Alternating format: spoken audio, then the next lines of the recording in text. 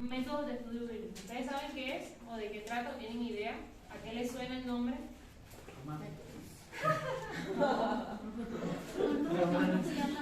¿Ah? Exactamente. Ay, préstamela.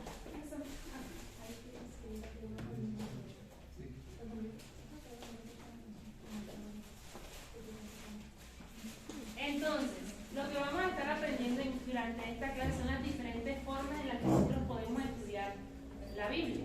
Pero antes de hablar, como que dice, del tema como tal,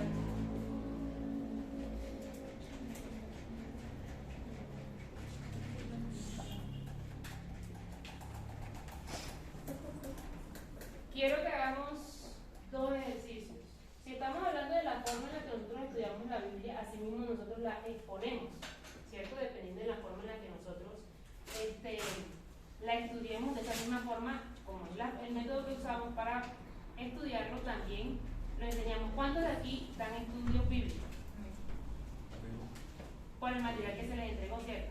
¿Cuántos preparan devocionales? Estos que dicen amén, por favor. Okay. Con material que se les ha entregado. ¿Cuántos han preparado devocional por sí solos? Okay. ¿Han usado algún método? Que ustedes digan, no, yo usé el método tal que me dice tengo que hacer esto y esto y esto y esto y esto. La sabiduría de Dios. Entonces, vamos a... ¿Quién tiene la letra bonita? Marcela. Antonella. Marcela. No, espérate, come Vanessa. Marcela no tiene ninguno. Entonces, antes de poder desarrollar cómo son los métodos, vamos a ver qué maneras están usando para poder desarrollar sus propios estudios bíblicos, ¿cierto? Entonces, primero, ¿qué es lo que hacen? Lo primero que hacen cuando quieren desarrollar un devocional, un estudio bíblico, un mensaje, un mini sermón, lo que sea. Ok, es válido. Preguntando. Yo lo quiero. Yo voy a poner. Entonces, orar. Segundo, Leer el pasaje.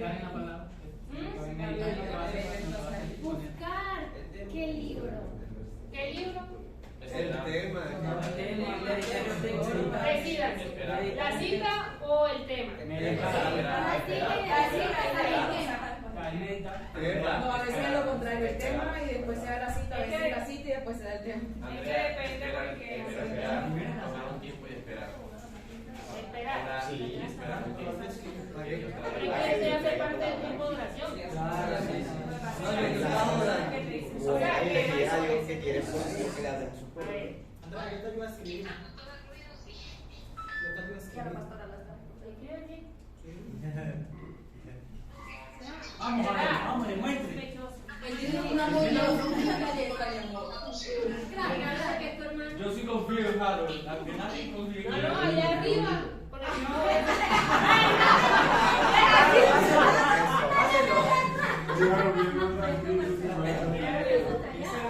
A ver, entonces, después de orar, ¿qué hacemos? La cita bíblica y meditar. La cita bíblica y meditar en la cita. Meditación Yo en leí la la oración, cita a veces me dan la revelación. Abre la Biblia y es así, antes que el dedo, ese versículo de No crean, sucede. Hay personas que hacen Meditar Ven, Medellín.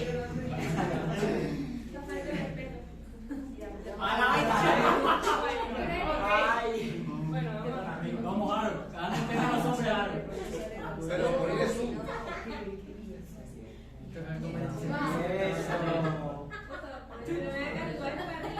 Eso con cámara. Como para Guajira.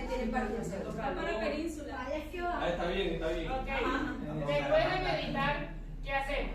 Reflexionar. Empieza a estudiar.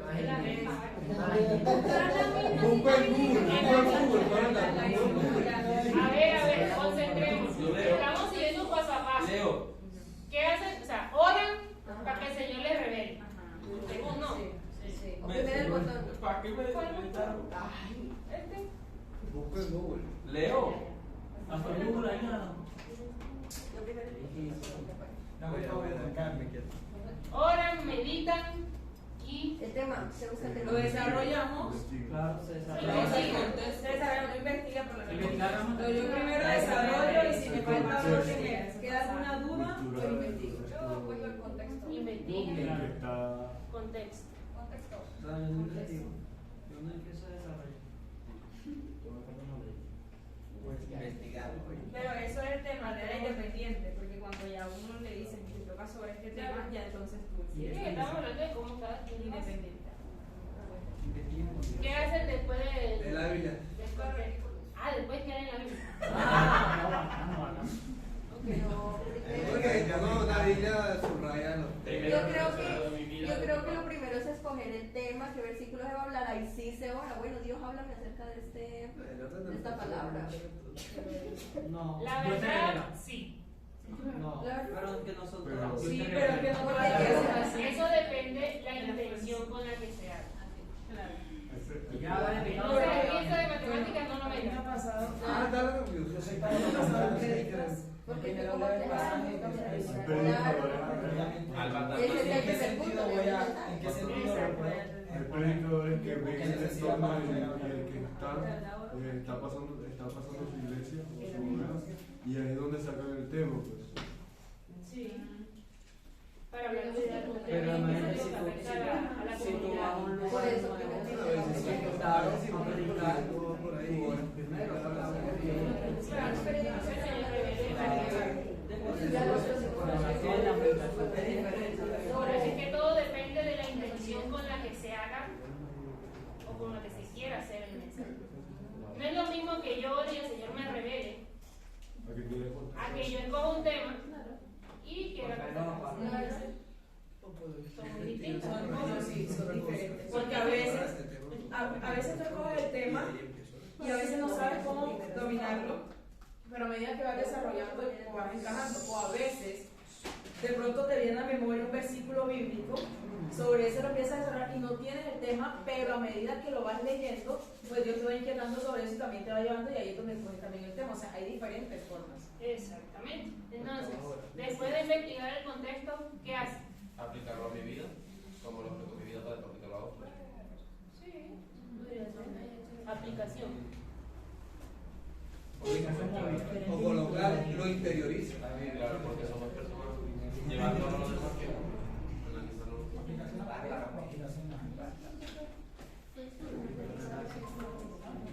analizando.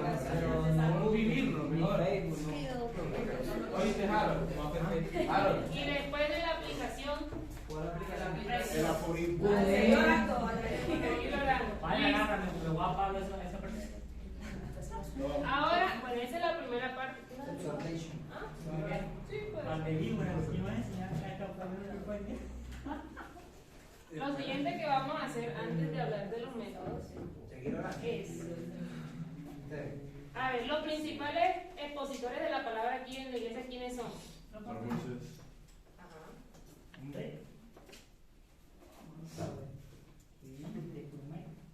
Pastor Moisés. ¿Quién más? Pastor Jeffrey. Y pastora. Amén. Digo, ahora que toda la semana. Listo. Ya está bien. Ahora, ¿cómo son las formas en las que nosotros exponemos la palabra?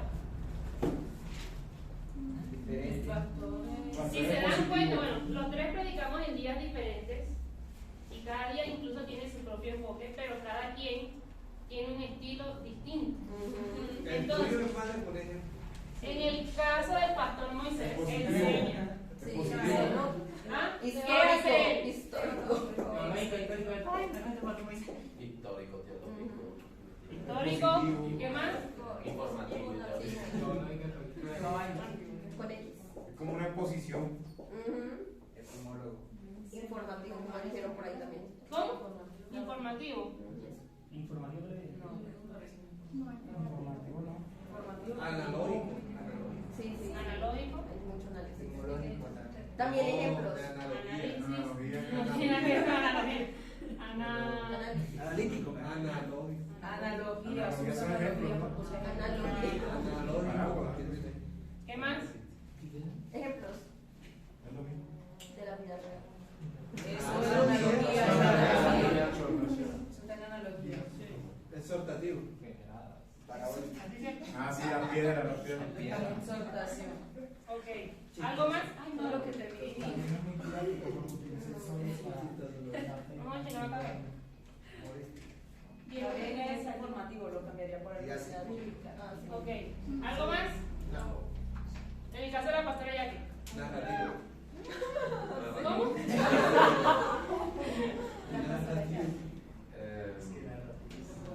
Más teórico. Teórico. Sí, va a ver como más y más apegado a la palabra. Sí, una Intensivo. La pastora es como más metódica en lo práctico. Sí. Era una tilde donde, no me acuerdo. Método.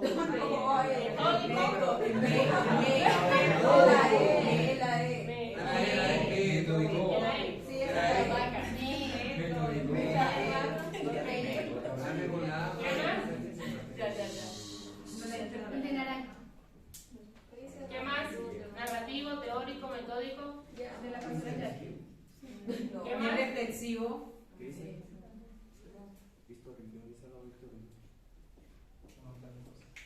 ¿Qué más? Metódico, ahí entra. En ese caso, la pastora se también podría sobre reflexivo. Sí, todos. Ya. Yo. Más dinámico. Dinámico. Ejemplístico. Como en tertulia. Mucho chiste. Interactivo. Andrea, tipo costeño, parleo. Comedia. Ay, Dios, ¿en qué parte de la Estilo tertulia. O sea, permite que otros debatan, participen. Participativo. Muy bien. ¿Algo más? Como el ejemplo que fue tu Divertido. Divertido. Espontáneo. No. Pero no es ¿Cuál? Creo que ya entraron más. Tengo que escribir rápido. Ya no está participativo. Ya. Reflexivo. Ah, sí, también reflexivo. Y el profesor Moisés también. El que no le dé lejos, bueno. Ok, ellos tenían todos los puntos de cada uno de nosotros, ¿cierto? Pero ¿cuál es la segunda? Ay, Dios. El griego, el romano, el hebreo. Christopher. Está en la casa. Él está en la casa, pero él está conectado. Se casó. Está durmiendo. Aquí está conectado José, Milena, Madeline, Eibar y Chris. Dígame. Rupert y Elvin no están conectados. Daniel, ¿verdad? Ok. Entonces, bueno, esto lo vamos a dejar aquí en stand-by un ratito. ¿Ok? No, mano, lo copié. Ah, el solta aquí. Ay, Exhortativo. eso parece una discusión. Allá.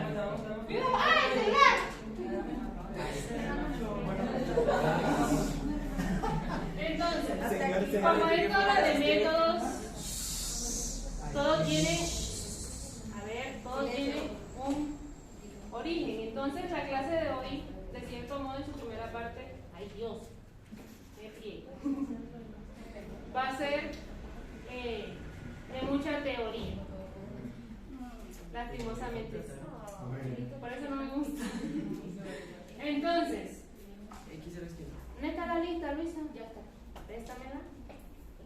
Como es mucha teoría, Va a llegar una. no tienes 2 horas allí, solamente necesito son los nombres. Dame un número. El 4. No. 20. 20. Porque esa es la otra, ¿no? No, más allá, el 8. No, después de 30. Después de 30. 33. Eduardo. Venga, amigo, para que veas aquí conmigo. Para que sí. Venga. Aún están de la casa, pero bueno. No sé por qué me sentía tan nervioso. Los ciegos, nada de sentarse atrás. El conejito de No, ya, está ahí. Entonces, pico. partiendo de que estamos hablando de la palabra método, entonces vamos a conocer primero lo que es el concepto de la palabra método. Solo que esto es lo que se aplica al estudio como tal de la Biblia. Entonces, ¿qué nos dice ahí Eduardo acerca del método? Ok, método, un modo ordenado y sistemático de proceder para llegar a un resultado o fin determinado. En algunos casos se entiende también como la forma habitual de realizar algo por una persona basada en la experiencia, costumbres y preferencias personales. Procede del latín métodos, que a su vez deriva del griego, no sé. Yo tampoco sé cómo se pronuncia, pero esa es la teoría, ¿cierto? No sé, ¿quién sabe griego aquí? ¿Diego, tú sabes? Ok, entonces, la palabra método nos hace referencia a un modo o sistema ordenado para llegar a un fin, ¿cierto? Es la forma en la que nosotros desarrollamos X o Y actividad con tal de llegar a un fin. Dentro de la ciencia existen varios métodos que son... Ay, Dios. No hemos terminado de escribir. No, pero es que... Pero es que no son los que se escriben. En este caso no, porque es para entender de dónde procede todo. ¿Escriben métodos de Nada más ellos lo que están haciendo. Sí, déjenme una pasan. Método ordenado y sistemático. De proceder para llegar a un resultado o fin determinado. Sí, nada más.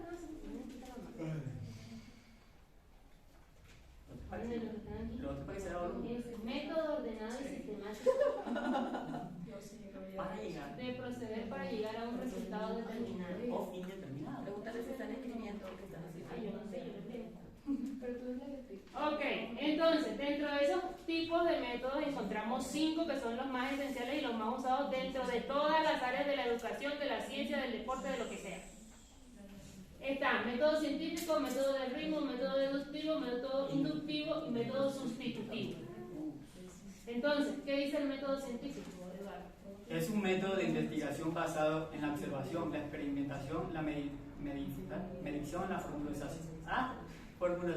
análisis, Formulación. Sí, formulación. Análisis y refutación de...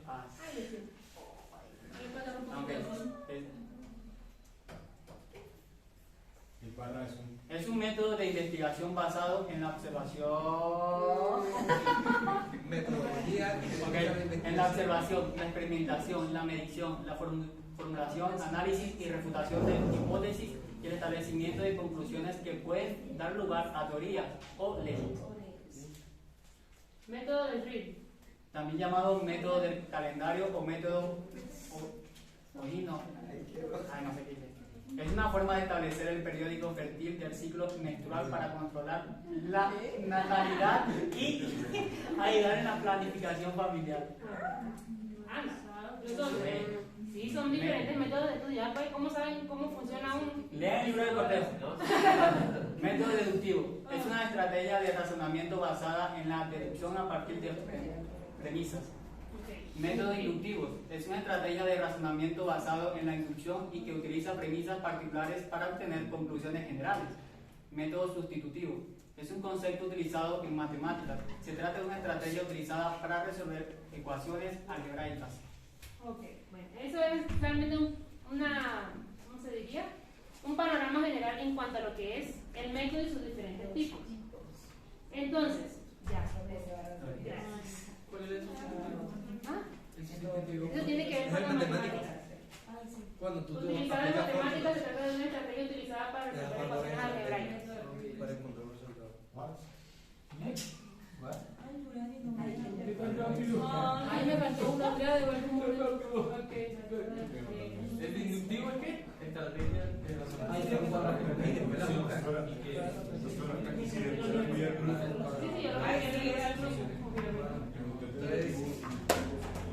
Entonces,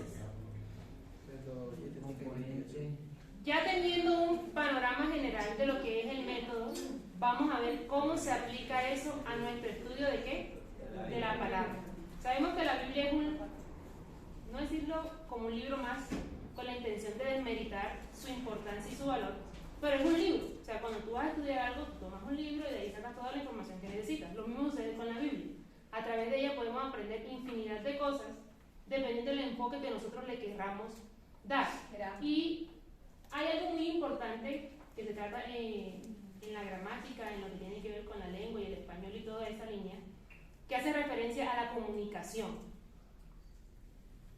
Entonces, dentro de esos componentes que son inalterables, sobre todo en la comunicación escrita, que es lo que vamos a estar estudiando en la Biblia, porque es algo que se dio hace mucho tiempo, pero lo encontramos nosotros en nuestros días a través de la Biblia y los diferentes libros, capítulos, versículos y todos los textos que se encuentran allí. Entonces, lo primero que se dice es la intención original del autor. ¿Qué quería expresar el autor? No es lo mismo a que yo asuma que el autor quería decir algo, a que yo entienda y comprenda claramente lo que el autor realmente quería decir. ¿Cierto? Son dos puntos muy distintos. Segundo, lo que está escrito. En la Biblia siempre se repite una palabra clave dentro del capítulo que se da, que es la como que la intención original para que va dirigida la... Y lo último serían los destinatarios. Ese hace parte como el proceso. Primero, si yo voy a escribir algo, no sé si ustedes en el colegio o en la universidad les tocaba hacer trabajo, sobre todo en español, escribir noticias o cosas por el estilo, párrafos. A ustedes se les decía, listo, tienen este tema, pero ¿qué quieren hacer con ese tema? ¿A qué personas quieren llegar con ese tema? ¿Cuál es su intención con el mensaje que quieren escribir? Entonces, parte del proceso de la escritura tiene que ver no solamente con lo que yo escriba, con lo que yo piense, con lo que yo quiera dar a entender, sino si yo también estoy siendo lo suficientemente claro para que la otra persona pueda comprender el mensaje que yo estoy entregando. No es lo mismo a que yo diga algo o exprese algo, a que la otra persona capte el mensaje que yo estoy dando. Por eso la comunicación siempre es de dos. Y si yo quiero que la otra persona entienda claramente lo que yo estoy diciendo, no solamente tengo que pensar en mis puntos de vista, sino en los puntos de vista de la otra persona, para que así pueda comprender claramente lo que yo quiero decir. Por eso muchas veces dentro de la comunicación humana suceden o surgen conflictos, porque de pronto yo dije algo y no fue la intención de pronto de ofender a otra persona, pero de pronto mi tono de voz o incluso las palabras que usé no fueron, o sea, para mí fueron correctas, pero para la persona que escuchó el mensaje no fueron correctas y entonces el mensaje se distorsiona totalmente. ¿Ha pasado o no les ha pasado? Sí. Yo creo que es de las cosas que más pasan. Sí, me malentiendo. Somos malentendidos muchas veces. ¿Por qué? Porque no sabemos comunicarnos de una manera correcta. Y lo mismo sucede a la hora de desarrollar un estudio y a la hora de comunicar algo. El pastor Moisés se puede parar todos los domingos allí con un pensamiento acerca de lo que él quiere enseñar, pero la pregunta es, ¿las personas que le están escuchando están captando ese mismo mensaje que él quiere dar? ¿Cómo asegura él eso? Entonces, al momento de nosotros comunicarnos, y en este caso que lo que queremos hacer es estudiar la palabra y poder brindar un mensaje totalmente transparente con respecto a lo que el Señor y cada uno de sus autores quisieron enseñarnos a lo largo de la Biblia, porque yo puedo abrir, hoy estábamos estudiando Mateo 9 del 18 al qué? Yo puedo abrir la Biblia, leer el pasaje, ¿cierto? Y en lugar de decir, como nos enseñaba Diego esta mañana, que no debemos burlarnos, que debemos confiar plenamente en el Señor y cosas así, yo digo, no, es que Jesús se las quiso tirar el yacho.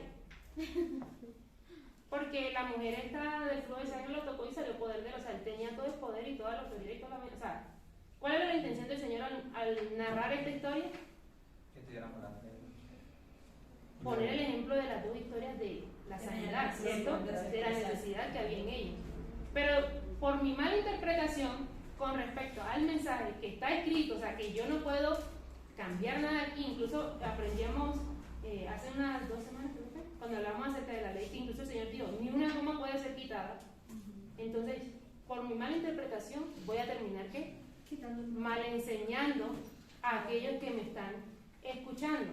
Por eso en nuestro caso, como creyentes, como personas que están trabajando, que día a día nos encargamos de estudiar y de llevar el mensaje a muchas otras personas, es muy importante que aprendamos a entender la Biblia. ¿Cuántos autores tiene la Biblia, Diego? Nos decías ayer. 40. Todos ellos vivieron en diferentes épocas, ¿cierto?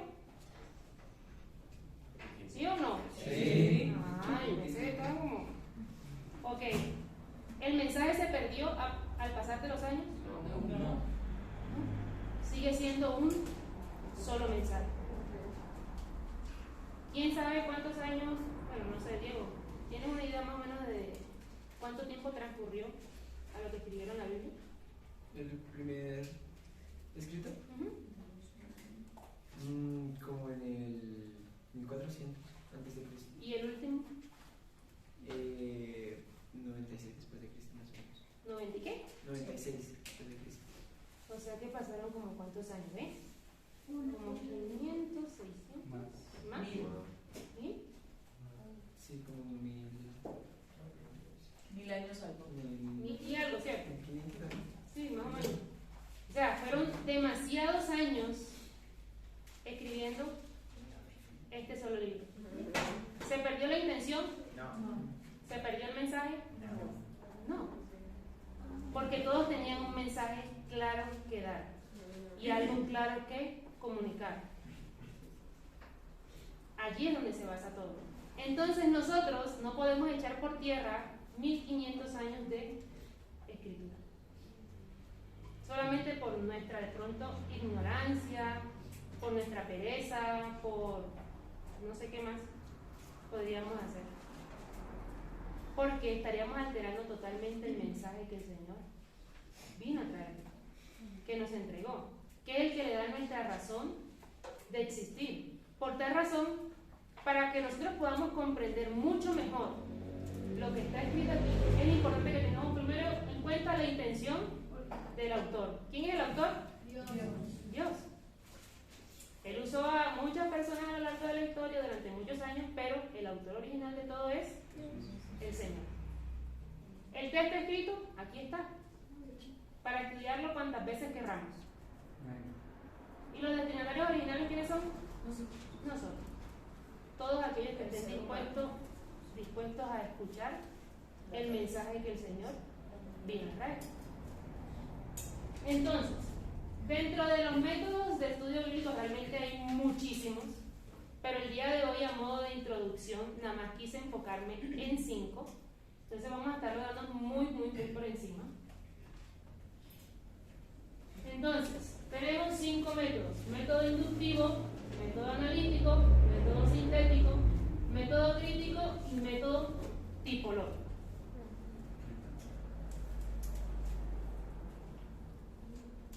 Por favor, repite. Método inductivo, método analítico, método sintético,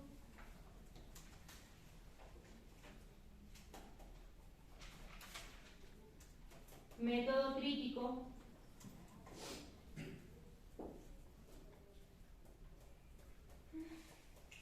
y método tipológico.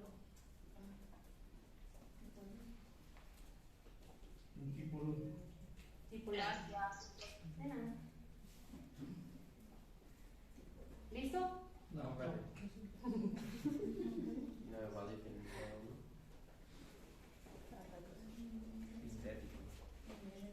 Sábado. ¿Un número? 2. 7. Ay, el 2. El 7. Claro. Yo pensé que era otra cosa. Yo pensé que era otra cosa. Ay, Dios. Por favor. Entonces, vamos a darlos de atrás para adelante. Porque de los métodos más usados, y es el más recomendable y es el que mejor nos permite estudiar la Biblia, es el inductivo. Entonces, ese va a ser el último que vamos a estudiar. O sea, realmente hoy, como les digo, es nada más una introducción a lo que son cada uno de los métodos. Obviamente, a medida que vayamos avanzando dentro de las clases, vamos a ir agregando otros que están por allí que también se usan mucho. Pero estos son como los que vamos a ver el día de hoy. Entonces, el método tipológico. ¿Qué dice, Harold? La palabra típico proviene del verbo griego tipo, que significa golpear, y del término típico, que quiere decir la marca de un golpe o una impresión. De forma o tipo, Terry en su hermenéutica bíblica dice que los tipos no son hablados con propiedad, figura del lenguaje, y agrega que puede definirse como figura del pensamiento, en lo que por medio de objetos materiales se ofrece a la mente vividos con conceptos espirituales. Por lo que toca a las diversas clases de tipos, debemos de mencionar 6: de personas, de instrucciones, de oficio, de acontecimientos, de acciones y de cosas.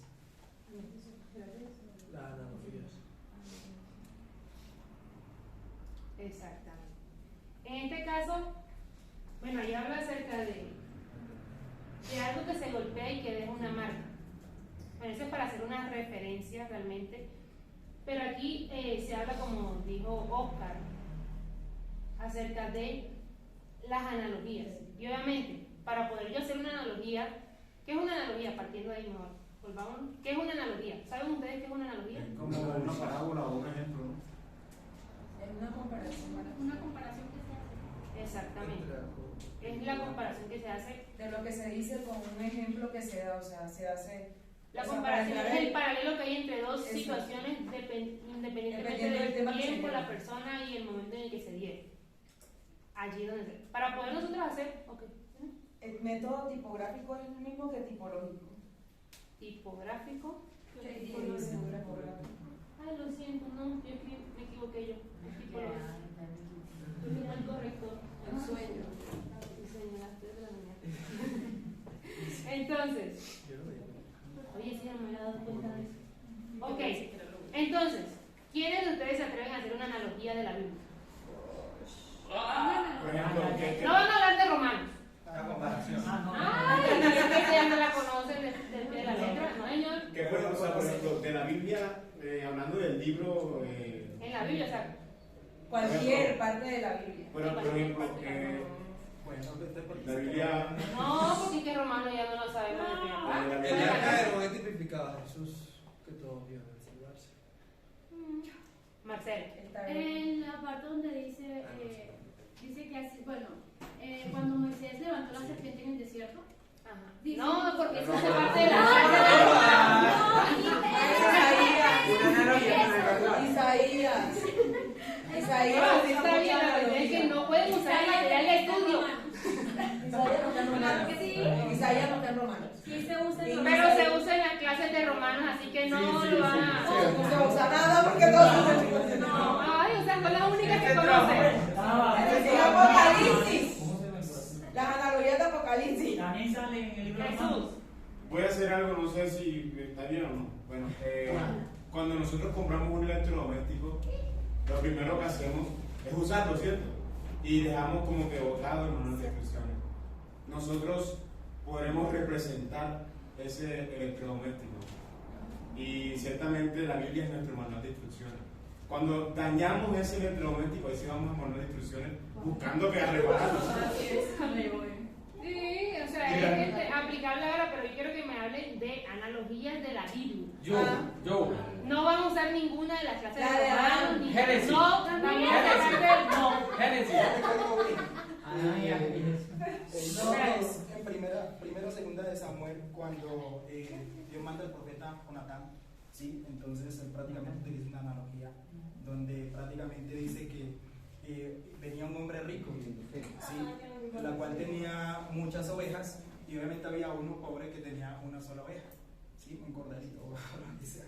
Entonces prácticamente ahí él empieza a decir esto a David y le dice que prácticamente venía un caminante y entonces para hacerle un guisado no tomó de sus ovejas, sino que fue y tomó la ajena, tomó la del vecino. ¿Sabes de qué historia está hablando? Sí, No. la de Urias. La traición. La de Urias, donde Y entonces prácticamente David cuando escuchó dijo esto, al hombre que hizo esto merece la muerte. Y Jonatán dice exactamente, dice algo interesante, ¿cómo es? ¿Qué dice? ¿Qué dice? Vive Jehová, que tal hombre eres tú. ¿Sí? Y ahí inmediatamente David se acuerda lo que había hecho, prácticamente reflejándole la historia que se había metido con la mujer de Urias, ¿sí? Y prácticamente había mandado a matar prácticamente a Urias. Sí, así Todo es. esto obviamente está contando esa historia, sí, obviamente para hacerle caer en cuenta en su pecado, porque él no se acordaba del pecado que había cometido. Ajá. ¿Antonella? Bueno, de las que he visto, puede ser también cuando el joven rico se acerca a Jesús y le dice que vaya y venda sus posesiones, le dice que es más fácil, entonces se entristece el joven rico porque amaba mucho más las cosas que a seguir a Dios, entonces le dice que es más fácil que pase un camello por el ojo de una aguja que entre un rico al reino de los cielos. No tanto porque no hace la comparación con otro texto, Es con un otra hiperjuego. Ajá. Espérate, Alba. Ah, no, mentiras. Igor, ¿ya te historia? No, ya sé. ¿Qué? Esa es la misma comparación que Jesucristo hace con Jonás, que dice que así como Jonás duró 3 días en el vientre, así también el Hijo del Hombre va a durar 3 días en el sepulcro. Exactamente. Cuando el rey David llamó a Mefiboset a la mesa, que se sentara a la mesa junto con el rey, entonces también creo que también pues, se habla acerca de eso, también se asemeja, porque cuando nos llama a todos a la boda de Cordero, por así decirlo, entonces le hace la invitación. La parábola del sembrador también. La parábola del sembrador. Sí, 4 tipos de corazones, 4 tipos. Eso es un estudio. En Apocalipsis capítulo 12 aparece una mujer que tiene el sol en su vientre, tiene la luna bajo sus pies y las estrellas aquí sobre su cabeza. Y es un paralelo con el sueño de José cuando él sueña que el sol, la luna y las estrellas se le encuentran. ¿Sí? Los 4 reinos de Daniel. Jesús y Marcelo. Cuando Jesús le dice a la mujer gentil que cómo le voy a quitar el pan de la boca a mis hijos para dárselo a los perros, y ella le dice que hasta los perros comen de las miradas, Levítico, creo. Levítico, A ver, bueno, vamos a esperar. Steven, Marcela, y tú ibas a decir algo también. Mira, vengo No, los 4 reyes de Daniel, la pícara de barro, tipificaba 4 tipos de reinos diferentes. Cada material era uno menos resistente que el otro, entonces tipificaba algo que iba a pasar. Sí. Favorero Quinta hizo una comparación cuando vio a Jesús diciéndole que es aquí el Cordero que quita el pecado del mundo, usando el término que los judíos entendían de que con un cordero era que se limpiaban del pecado, y decía, es aquí el Cordero que quita el pecado del mundo. Ok, Marcela. Hay una parte, no recuerdo exactamente si es, creo que Daniel, o creo que es David, bueno, no sé, creo que es David, donde él come el pan de, digamos que, de los sacerdotes en un día de descanso, creo, y también lo comparan cuando los discípulos se ponen a comer, digamos que también en el día de descanso. No, pero el día de descanso fue, se comió los panes de la propiciación semana. También está la historia del bosque, algo así, no recuerdo muy bien, que dice al olivo que si quiere tener una analogía donde dice que el pueblo, cuando quiere levantar como un rey, o sea, que los consume, la historia que tiene Ezequiel, creo que es. Ok, entonces, Ya me acordé también. el método tipológico lo lo que hace es estudiar todas las analogías que se hacen dentro de la Biblia, ¿cierto? Para poder hacer una comparación. Normalmente, realmente este método no es aconsejable para todo el mundo, y menos para aquellos que están empezando, porque de pronto no pueden dar un concepto claro o hacer una analogía concreta con respecto a algo, porque como dijimos, las analogías son comparaciones de hechos que pasaron en X o Y momento con otro suceso que pasó en X o Y momento. Nosotros usamos... No, que para también hacer analogías se debe considerar muchos versículos al momento de hacerla, por eso una persona nueva no... Exactamente. Entonces, aquí dice, son 4 reglas básicas para tener en cuenta a la hora de desarrollar esto. Lo primero que dice es... Estudia la regla de la hermenéutica sobre la tipología. 2. Comience con los tipos más sencillos. 3. Conserve discreción y sentido común. 4. Recurra a todas las referencias bíblicas que sea posible para respaldar la interpretación de un tipo dado. Exactamente. O sea, esto es muy, por decirlo así, delicado, porque de todas las que hablamos ahorita, ¿cuántas eran realmente analogías? Dieron como 15, creo. Pero de todas esas, ¿cuántas eran realmente analogías? 4. Como 4, ¿cierto? Entonces, es algo bueno porque, como sabemos, la Biblia es muy clara en lo que dice, y algo que pasó en el Nuevo Testamento siempre usa referencias desde el Antiguo Testamento. Y claro es lo que estudiamos cuando estudiamos Romanos. ¿Cuántas analogías usamos? Matrimonio. Usamos la del matrimonio en el capítulo 7 de Romanos, ¿cierto? La comparación de la ley, el bautismo, ¿qué más? También usamos la que dijo Marcela acerca de la serpiente. Abraham y el David. Ajá, ¿cuál más? La muerte espiritual. Usamos la de Adán y Jesús, ¿cierto? Como a través de un hombre pasó todo lo que pasó, y como a través de un hombre se puede resolver todo. ¿Por qué se hace la analogía de esos dos? Se supone que las consecuencias fueran... ¿Cuál? La de los discípulos en camino de nombre. Sí, no, esa es la resurrección. Sí, pero ¿con qué? Sí, pero esa es una historia donde ellos van cambiando y se realmente no pasa nada. En el Evangelio, cuando él dice el capítulo 1 versículo 10, ¿cuál? El Evangelio que hace referencia a que el apóstol Pablo está aplicando algo nuevo, sino que algo que alguien Entonces, en este caso aquí puntual con respecto a la de Adán y Cristo, que es la que más conocemos, que hemos estudiado y reestudiado y vuelto a estudiar, ¿por qué si son dos personas diferentes? ¿Por qué si están tan lejos dentro de la historia? Están en paralelo. Porque nos habla del primer Eso lo expliqué yo en el retiro. Primera vez, segunda. Porque por Adán entró el pecado y por Jesús salió. Pero hay algo más. ¿Por qué por un hombre? Por pecado, por Porque un los hombre. La obediencia también. Porque estamos hablando de las analogías, ¿cierto? Que hace referencia al método tipológico. Entonces, como para poder entender mejor lo que es este método, estamos hablando de una que conocemos todos, que hemos estudiado y reestudiado. Y esa es la de Adán, la comparación que hace el apóstol Pablo en el capítulo 5 entre Adán y el Señor Jesucristo. Si se supone que ellos son dos personajes totalmente diferentes y tan alejados entre sí dentro de la historia, ¿por qué o el apóstol Pablo lo usa como una analogía? Porque lo que hoy influye. Uno era envejecido y el otro era envejecido. Marcelo. Porque Cristo es digamos que la imagen viva de lo que el Señor quería hacer con Adán, pero por, digamos, de la desobediencia todo eso se rompió. Exactamente. Allí es donde está el centro. También porque los dos eran seres humanos perfectos y también fueron primogénitos. Allí está el centro. Por eso es que se comparan los dos, porque los dos llegaron al mundo totalmente puros, perfectos, santos, ideales.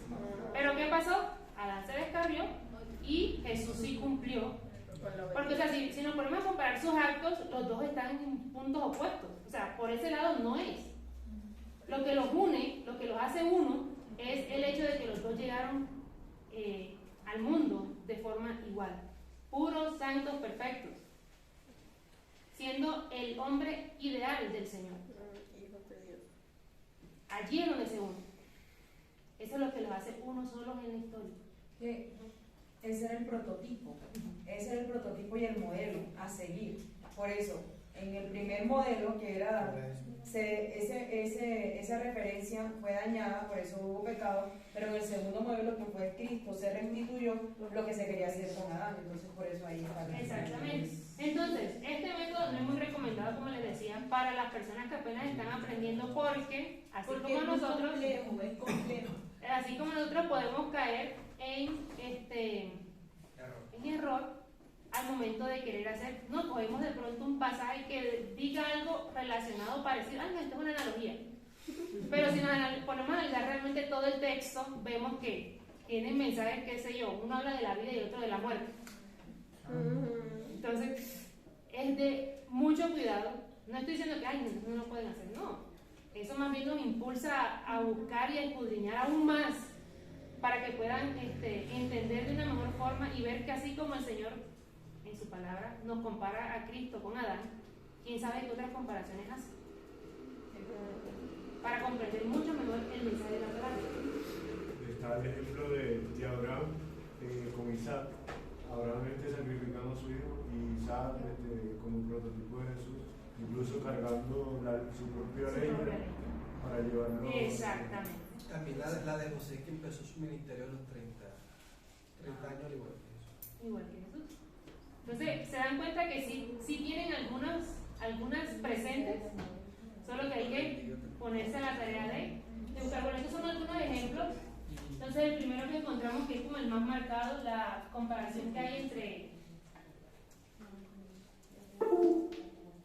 Adán y Cristo, Abraham, el sacrificio de Isaac y la comparación con el sacrificio del Señor, José y la vida de Cristo, todo lo que sufrió, los años que tuvo que pasar, cómo fue rechazado, cómo fue profeta en otra tierra, vendido por su propia familia. En el Éxodo realmente encontramos muchas cosas referentes al Señor y el sacrificio que Él tuvo que hacer en la cruz.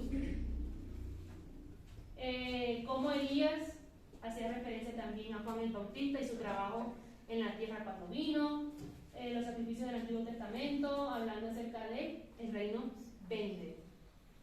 Y hay muchísimas más, solo que tocaría... Perdón, la segunda, Abraham como tipo de Dios. Como Dios. Como Dios entregando al Hijo. Los Ah. padres. Y la obediencia y el trabajo y la fe que tuvo. La arca de Noé también. O sea, realmente hay muchísimos. El sino que estos son animalito que como unos- mataron en Puerto El rey David no es de Cristo, mientras que el rey David no es de Cristo. ¿Cómo? Dice ahí, mientras que el rey David no es de Cristo. Haciendo referencia al reinado y a la descendencia y cómo el Señor le prometió al rey David que nunca faltaría un descendiente suyo en el trono. Y el que sellaría como que es el trono del reino es el Señor. Dicen que en todos los libros de la Biblia hay una tipología de Jesús. En cada libro se ve. Sí, porque él es el centro. O sea, sería el colmo que no hubiera, porque a la final él es el centro de todo. ¿Cierto? Entonces,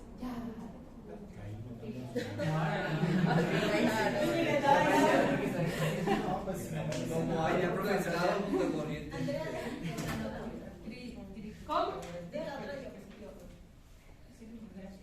Bueno, una foto. Sí, lo voy a pasar. ¿Con qué la van a tomar? ¿Con qué? ¿Con la mano?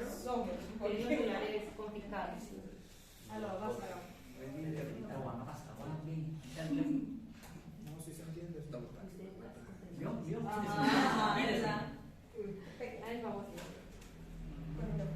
A ver, siguiente método. Un número. 2. De dos ya lo Oye, algunas cosas están en No digan ese número. Yo tengo una postura, no necesito para mí. Ok, método crítico. Silencio. La palabra crítico proviene del término griego krino, que quiere decir juzgar. Así entonces se llama crítica bíblica a la ciencia que busca por medio de una detallada y cuidadosa encuesta establecer las palabras exactas de los manuscritos originales de la Biblia por la evidencia externa de manuscritos, versiones y citas, y determinar la composición, fecha, paternidad literaria y valor histórico según se encuentra juzgado por la evidencia interna. Entonces, ¿en qué consiste este método? Juzgar el texto, ponerlo a prueba y confirmar su referencia. Exactamente, su veracidad. A través, más allá del mismo texto como tal, todo aquello que lo rodea, ya sea dentro de la historia, ya sean sucesos, personajes, lugar, contexto, para verificar que el texto sí sea real. ¿Cierto? Creo que Diego ayer mencionaba algo parecido con respecto a esto. Y eso es lo que nos da la certeza de que la Biblia sí es real. Él mostraba una imagen que me parecía genial por el cruce de todas las líneas. Y ahí se ve cómo, a pesar de estar tan lejos, en algunos casos, de lejos dentro de la historia, se confirman entre sí. Se conectan, exactamente.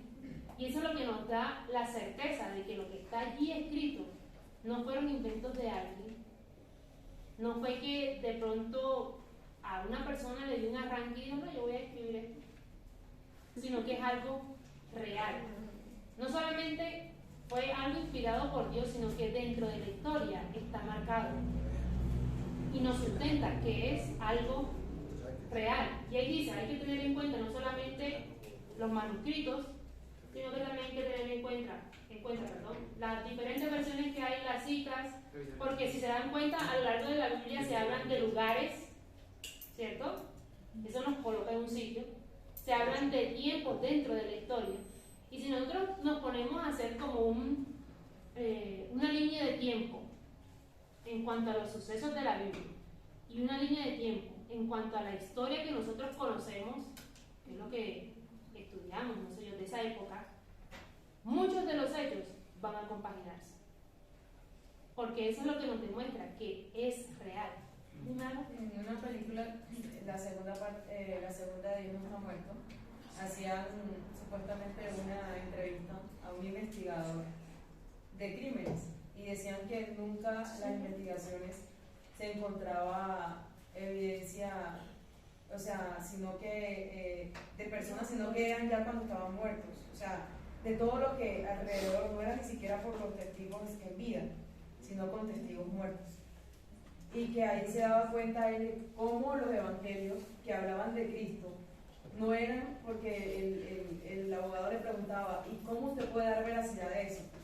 Porque es que hay una metodología, y él decía que uno busca y compara las cifras y los evangelios no están definidos, o sea, no hay una versión igual, una réplica igual de los evangelios, sino que cada uno de manera diferente explica el contexto, y es que no difiere. Y él le decía, pero usted lo hace porque usted es cristiano, porque yo le dije, no, yo lo investigué cuando era ateo. O sea, y ahí donde, de qué manera lo explicaba él, de esa práctica, la metodología que usaba, y uno quedaba como que, wow, espectacular. En la investigación se utiliza eso, se toman varios testigos, uno dice, él se paró de la silla, el otro dice, yo vi que él estaba sentado en una silla. Se concuerdan las dos. Si los dos concuerdan en que uno se paró y el otro se levantó, vieron diferentes cosas, pero era el mismo contexto. Exactamente. Un ejemplo claro de eso son los evangelios. Son 4 personas diferentes contando una misma historia desde puntos de vista diferentes. ¿Se cruzan? Sí. Claro. Sí. Pero se complementan. Sí, pero uno ve este punto, por ejemplo, en Juan se habla más del Espíritu Santo. Claro, porque eso va en el enfoque que le da el autor. Pero no si se dan cuenta, es la misma historia. Pero como cada uno de ellos tiene una forma de pensar diferente, tiene una forma de ver las cosas diferentes, de acuerdo a su forma de ver las cosas, es que le da el enfoque. Pero a pesar de que tienen diferentes enfoques, ¿se pierde el mensaje? ¿Difieren entre ellas? ¿Se cruzan? Sí. complementan, que es lo mejor de todo. Porque de pronto en un pasaje habla acerca de... ¿De qué? Vale. Como por ejemplo en Mateo cuando Jesús hace la oración, que les enseña la oración modelo. Obviamente Jesús pasa ahí de un momento y empieza a enseñarle la oración modelo, pero cuando miramos en Lucas capítulo 11, prácticamente dice qué estaba haciendo Jesús, que estaba orando, y se acerca un discípulo y dice, maestro, enséñanos a orar como Juan Bautista, ¿sí? Enseña a sus discípulos y ahí él empieza a enseñar la oración. Entonces, todo lo que nos rodea, o todo lo que rodeaba tanto a los autores como a los hechos que pasaron en ese tiempo, constatan, ¿esa es la palabra? ¿Cierto? Constatan. Creo que es así. Constatan. No estoy segura. Sí. Que todo es real. Por lo menos todos estamos en esta clase, ¿cierto? Todos tenemos puntos de vista diferentes. Pero si le preguntan, Diego, ¿qué fue lo que dieron hoy? ¿Y cuál es bien? Por ahora, falta más. Por ahora de estudiar así con el método crítico y el método Okay. Y les apuesto que yo les pregunto a todos y me van a decir los dos nombres. Pero si les digo específicamente de qué tratan cada uno, todos me van a dar un concepto. No errado o por fuera del que ya está, pero no me lo van a decir con su... O sea, igualito tal cual no me lo van a decir. ¿Cambia el hecho que estamos dando todos una clase ahora de método de estudio? ¿Cambia que estamos dando ahora el método crítico? No. Lo mismo sucede con la Biblia. Diferentes maneras de expresar. Exactamente. Y todo es sustentado por hechos externos a lo que en ella se escribe.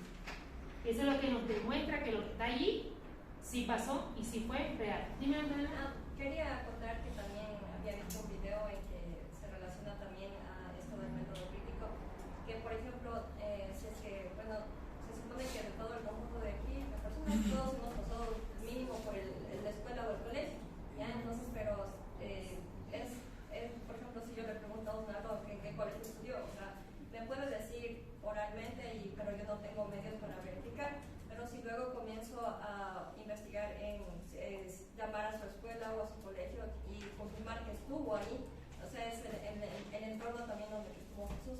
Entonces igual también puedo preguntarle a su mamá, a sus hermanos o a sus compañeros de ese mismo año. Entonces eso también es lo que también se decía de investigación.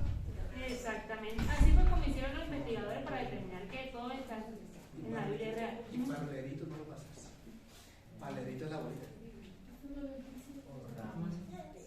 Pues así le dicen cuando alguien toma la palabra, le pasan a Parlerito. Es la abuelita. Yo tenía la intención de tirarlo, pero decidí que no. Entonces, el método crítico se divide en dos ramas. La crítica textual, que se encarga de ver la exactitud, verificar la exactitud del texto bíblico, y la crítica histórica, que se ocupa de trabajar a partir de los elementos o los resultados de la crítica textual y ponerlos dentro de la historia.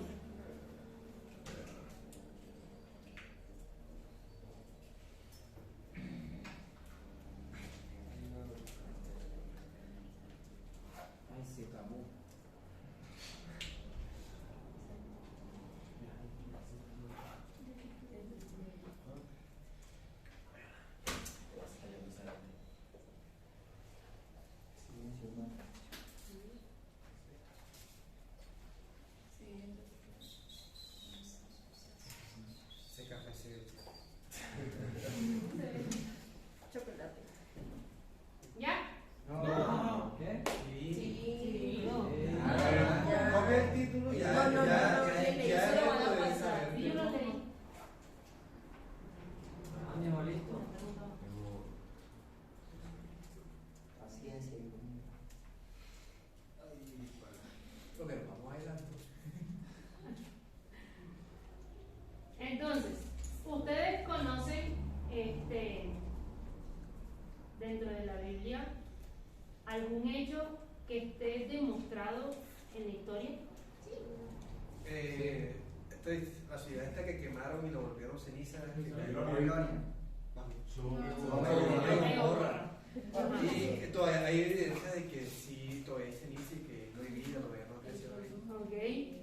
Bueno, hay una que es sobre la sábana de Turín, que es la sábana que le pasaron a Jesús, con la que le tocaron el rostro, que dicen que ahí quedó plasmado el rostro de Jesús. Bueno, eso es un hecho científico. Iris. Hola, tumba. Yo me Habla.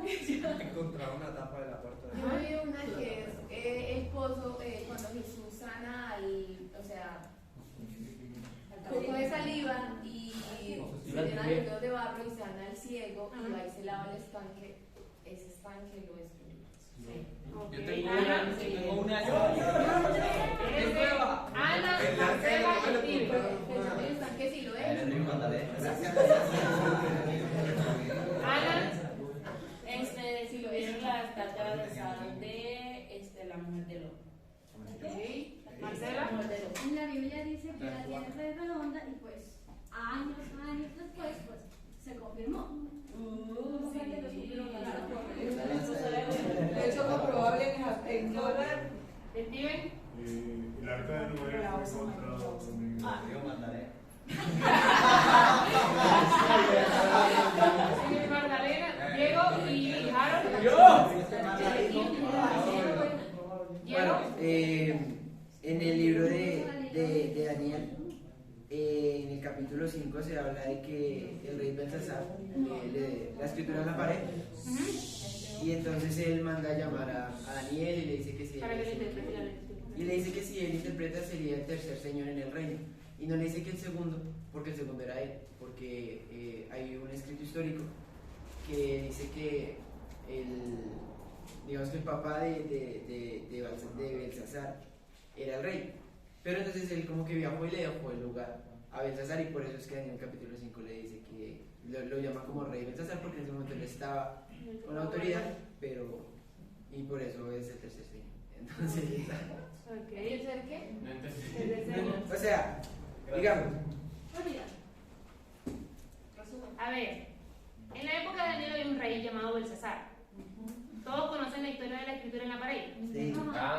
Cuando él lo llaman para que interprete lo que ahí dice, el rey lo que le dice es: si tú me dices que dice allí, yo te haré el tercero en autoridad dentro del reino. ¿Por qué le dice eso? Si se supone que el que estaba de rey era Belsasar.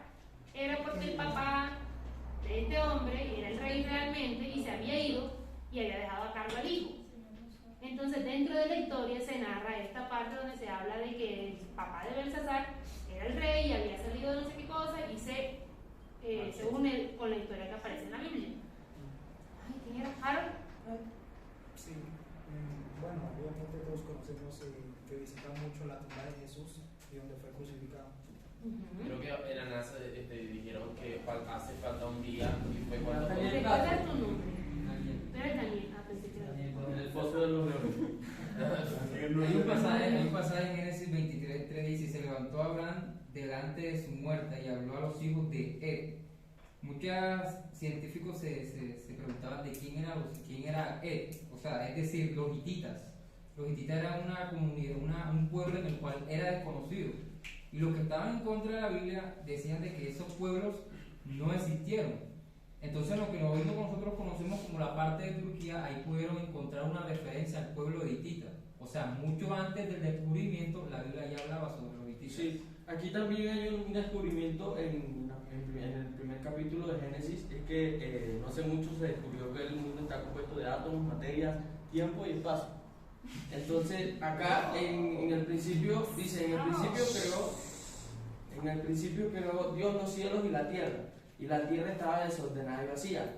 Las tinieblas estaban sobre la faz del abismo y el Espíritu de Dios se movía sobre la faz de las aguas. Entonces aquí vemos cómo está hablando de un espacio, tiempo y materia y átomos. Por ejemplo, acá habla de principio, es tiempo. Claro. Creó los cielos y la tierra, materia. La tierra estaba desordenada y vacía. Ahí está hablando de...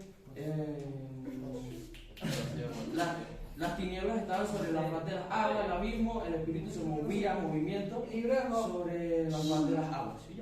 El libro de Job nos habla de muchos de los acontecimientos de la creación, habla acerca de el espacio, la estrella, osa mayor, osa menor.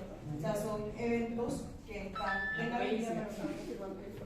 Hay una promesa que hablamos también de hay una promesa que se ha cumplido Hay una promesa que se ha cumplido respecto de la ciudad de Babilonia. Si no estoy mal, eso es una información que me dieron hace muchísimos años. Dios prometió que la iba a destruir y que más nunca sería habitada. Y hoy en día serán los restos de esa ciudad destruida y deshabitada. Ana. Dios puso límite a los mares. En Romanos 16 dice: os saluda Gayo, esperador de mí en toda la iglesia. Os saluda Erasto, tesorero de la ciudad y hermano cual. Descubrieron que él era tesorero, tenía bastante plata. Mandó a hacer un escrito con su nombre y encontraron el nombre de él, o sea, un escrito, una lápida. Ok. ¿Y Marcela? No. Diego, Harold y Jessica. En el caso del profeta Nahum, él da profecías contra Nínive y por mucho tiempo los eruditos en esa materia de estudiar todo eso creían que Nínive era una invención de la Biblia que no existía hasta que después encontraron los restos. Otra cosa es que en los evangelios se nos menciona al sumo sacerdote. ¿Cómo se llamaba? Caifás. Y también se descubrió, digamos, que había una cajita donde dejaban los restos de las personas, los judíos, y recientemente se descubrió esa cajita que tiene el nombre de sumo sacerdote Caifás. En Génesis capítulo 6 se habla de los gigantes que fueron de renombre, ¿sí? Y obviamente arqueólogos encontraron restos, ¿sí? Y también, no recuerdo, pero también se habla de que estaban haciendo una investigación donde descubrieron que la tierra era hueca o algo así, se hizo un hueco, en la cual se dieron de cuenta y metieron un micrófono que prácticamente se escuchaban personas gritando o lamentando. Giovanni y Daniel. Allá atrás están hablando mucho. La NASA está investigando porque dicen que hace falta un día y que hace falta un día en todo este tiempo. Y se hace referencia cuando Josué dijo, mandó a parar el sol y la luna hasta que, creo que fue Josué, terminara la batalla. Ese es el día de la fecha de febrero. ¿No tenemos bien el día que son? Ese es el día que más se está saliendo de febrero. Ese es el que toca descansar.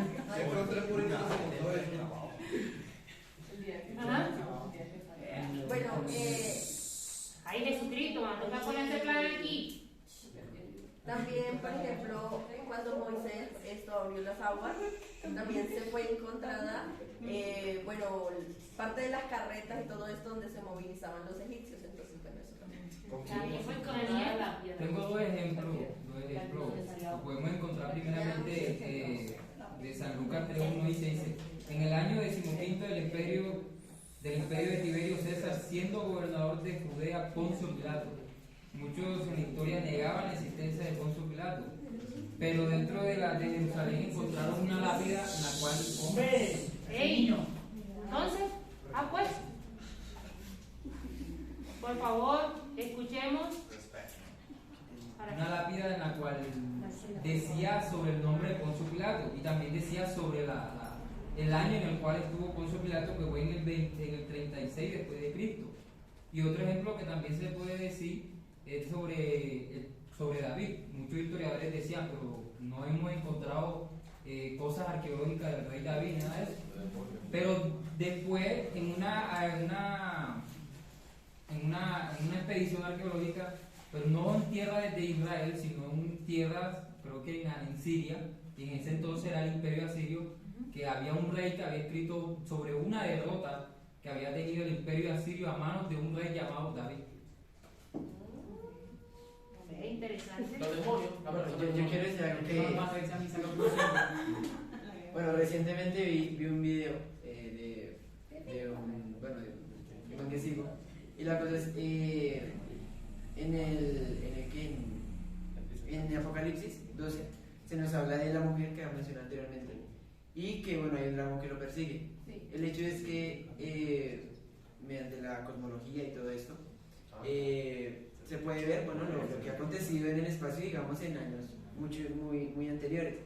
El hecho es que hubo un momento en la historia en el que, digamos, que es que no me acuerdo bien, pero había como una constelación que era como una mujer así, y el sol quedaba, digamos que aquí, en su barriga, la luna quedaba debajo de sus pies y las estrellas acá. Y había también como un dragón al lado. Ahorita lo estoy explicando así como muy ficticio, pero como que ya se explica mejor. Y la cosa es que, digamos que en ese tiempo cuando estuvo eso es donde más o menos se fecha cuando Cristo nació. Entonces, eso. Y también iba a decir, pero se me olvidó. Ok, entonces, o sea, si se dan cuenta, realmente tenemos mucho conocimiento, solo que al no saberlo expresar o manejar, pensamos muchas veces que no sabemos nada. ¿Se dan cuenta que ustedes han dado la clase? ¿Sí? ¿Qué? No voy a repetir. No lo repita, pastor, no lo repita. No, que no están prestando atención, están hablando y cuchicheando de atrás. Entonces, para tener en cuenta en cuanto al método crítico, hay que tener estos 5 pasos para poder darle un buen desarrollo. Paternalidad literaria, ¿quién fue el autor del libro? Eso nos habla mucho, no solamente de su ubicación dentro de la historia, nos habla también de su contexto y el ambiente, podríamos decirlo así, en el cual se movía. No es lo mismo el autor Mateo, qué sé yo, o Juan, no sé, a Moisés. Estaban no solamente alejados en tiempo, sino también en lugar. Por lo tanto, sus contextos eran totalmente diferentes. ¿Qué más debemos tener en cuenta? ¿A quién fue dirigido? ¿Cuál era la intención? ¿Cuál es la intención del libro de Génesis? Enseñar el principio de la creación. De hecho, ¿de qué habla Éxodo? Las diásporas. De la salida del pueblo de Israel. ¿De qué habla Levíticos? De la ley. Números. Del censo, la cantidad de personas. Ay, ese libro lo detesto. Deuteronomio. Ay, se le acabó la inspiración. Nada más ha leído hasta números. La maldición, bendición y maldición. Ahí también estaban hablando. ¿Alguien dijo algo ahí? No. ¿Yo escuché? Leyes, Deuteronomio. Exactamente. Josué, jueces, Ruth. Ya Josué habla más que todo solo de ya lo que pasó después de que le fue entregado a Josué.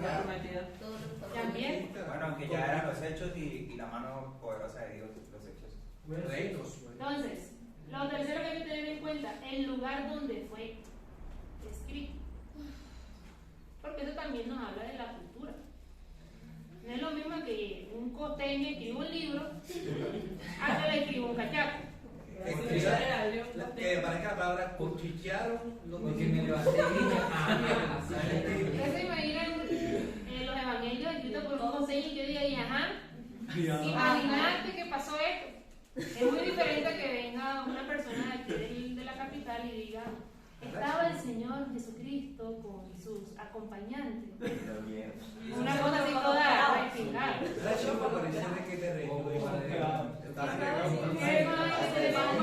En la pelea se dieron una muñequera. Ay, sí, cuando este Pedro le mocha la oreja al.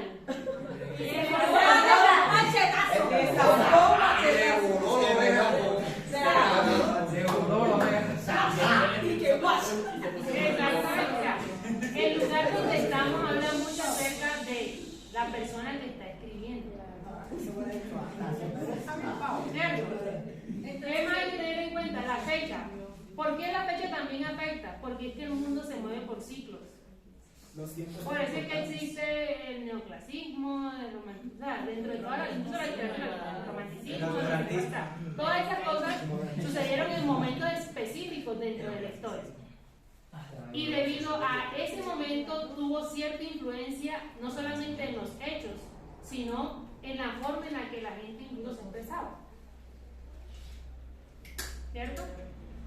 Entonces también eso nos ayuda a poder entender aún mejor el contexto y todo lo que tiene que ver con el texto como tal. El último es el propósito. ¿Cuál es el objetivo del autor? Eso es igual a decir cuál es la intención del autor o a quién se le escribe. Al pecador.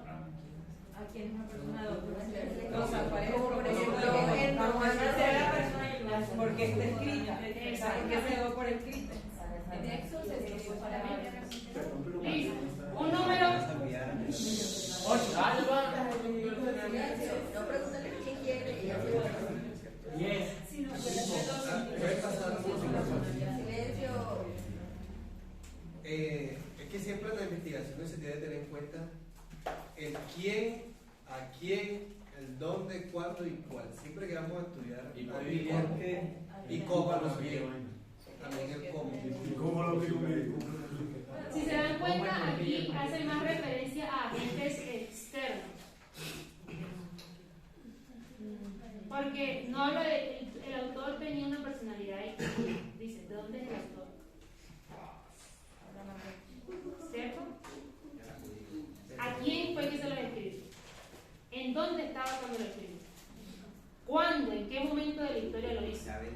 Para poder determinar qué agentes dentro de la cultura, del movimiento que hubiera en ese momento, afectaron la manera en la que él escribió las cosas. Incluso para entender mayormente la palabra tenés que estudiar las raíces hebreas. ¿Cómo? Claro. Para estudiar la palabra hay que entender también, para más que todos los fariseos, entender las raíces hebreas, de su cultura y todo lo que hacían. Pero... O sea, la cuestión es también estudiar.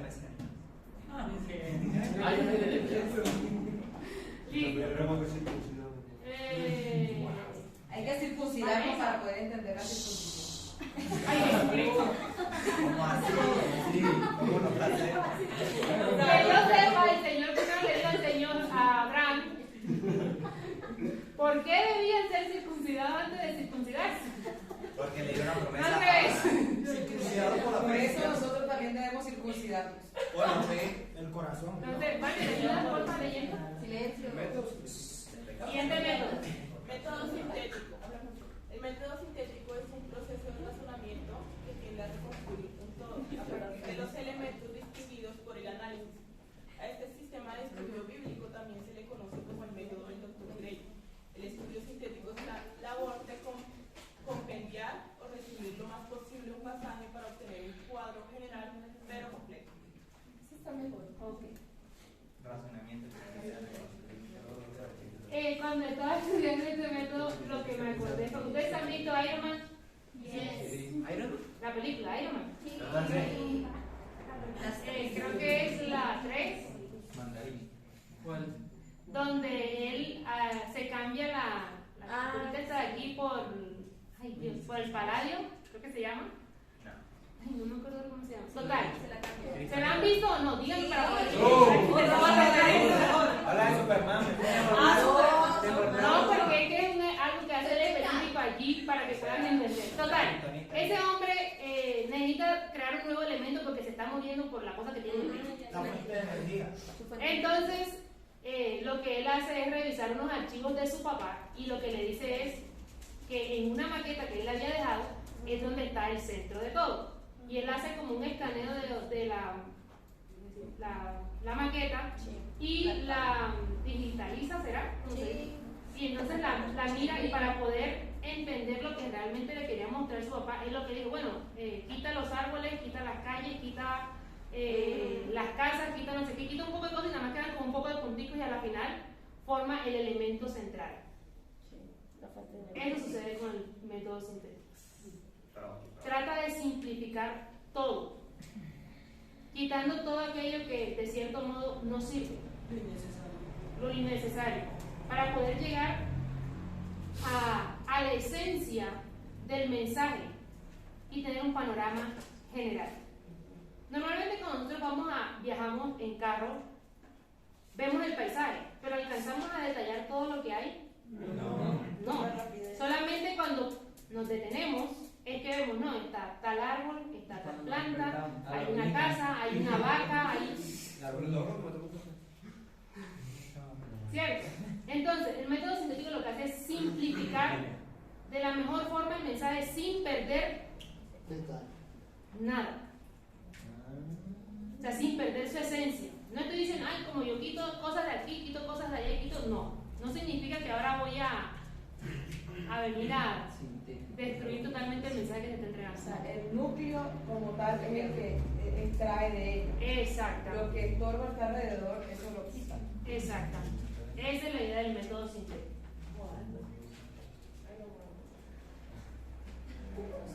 Espérate, yo no he terminado lo último. Pero completo, ya pasa.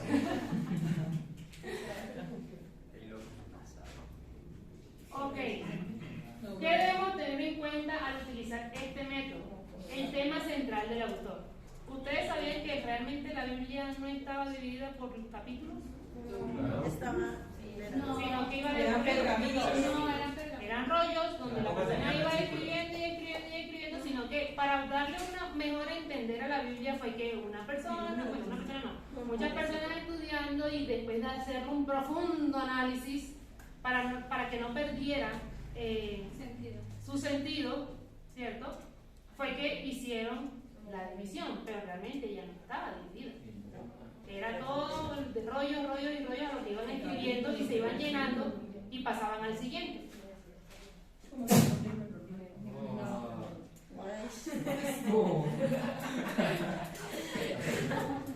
Entonces, ahora tenemos la bendición de tener la división no solamente en capítulos, sino en pasajes, porque incluso dentro de los mismos capítulos hay pequeñas divisiones. En el caso del libro de Mateo, que es el que estamos estudiando ahora, en específico el capítulo 5, que es el que estamos dando en los... Bueno, ya lo terminamos, gracias a Dios. Que es el que estamos dando durante los servicios. Si se dan cuenta, ¿cuántos versículos tenía? 48. ¿Y cuántos mini pasajes habían allí? El primero era las bienaventuranzas, el segundo era somos luz y sal, La ley. el tercero era la ley, después vino la ira, el adulterio y el divorcio, después vinieron los juramentos, y el último fue ¿cuál? El amor hacia los El amor hacia los enemigos. ¿Es un solo capítulo? ¿Con cuántos temas? Como 7. ¿Cambian el sentido del pasaje? No. Todos van dirigidos hacia una cosa, el nuevo entendimiento de la ley.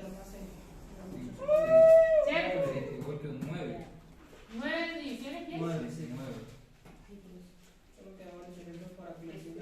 Pero bueno, entonces, para recomendaciones a tener en cuenta con este método, el tema central del autor, cómo se desenvuelve en el tema, o sea, qué manejo se le da al tema, y por último, el bosquejo que desarrolla con respecto al contenido.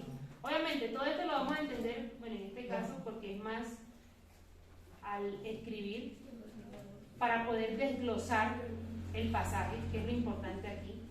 No es como nosotros como que, ay, listo, pensamos en que pasó esto en algún momento de la historia y se puede contrastar con algo que pasa en la Biblia. Aquí sí tenemos que desglosar como tal el pasaje para poder entender el centro del mensaje que tiene cada pasaje. ¿Ya notaron? ¿Ya? ¿Sí? Ok. Sugerencias generales para facilitar el trabajo de este método. 1. Léelo, Jessica, por favor. Silencio. 1. Cada vez que se lea el libro, léase completo y de una sola vez, a fin de mantener frescos todos los detalles de su contenido. 2. No haga uso de libros de consulta. Satúrese solo del texto bíblico y luche porque su mente trabaje con diligencia en los descubrimientos necesarios. 3. Cada vez que lea el libro, procure enfocar una mente en un aspecto distinto de la narración, puede ser el histórico, doctrinal, geográfico o biográfico. 4. Al leer, transportarse mentalmente a la época, las circunstancias y el trasfondo del escritor. Ok, entonces, en este método no tenemos que estar buscando agentes externos. En el crítico necesitamos todos los agentes externos, en este no necesitamos ninguno. Porque necesitamos entender la esencia de lo que escribió el autor, exclusivamente de lo que él quiso decir. Y por eso es que dice, no es lo mismo que yo lea una vez el pasaje, bueno, en este caso la Biblia, siempre leemos una vez el pasaje y entendemos algo, pero pasa el tiempo, volvemos a leer el mismo pasaje y entendemos algo diferente. Y así todas las veces que nosotros lo vayamos a hacer. ¿Por qué? Porque bueno, el Señor lo escribió así para que la Biblia bueno, siempre fuera, como dice, para, viva, corta, mejor dicho, hace de todo por nosotros. Entonces, entre más leamos el mismo pasaje, mucho mejor vamos a poder comprender el mensaje que el autor quería entregar a través de ese pasaje en específico. Y no solamente eso, como dice allí, vamos a poder, depende del enfoque que nosotros mismos le demos, ya sea si queremos conocer de pronto de la historia, si queremos conocer de pronto de la doctrina que estaba manejando el autor en ese momento, si queremos conocer su geografía, el lugar donde se encontraba. Dependiendo del enfoque que nosotros mismos le demos, así vamos a interpretar el pasaje. ¿Sigue siendo el mismo pasaje? ¿Sí? ¿Cambia qué cosa? El enfoque. ¿Lo estamos distorsionando? No. ¿Lo estamos cambiando? No. ¿Ok?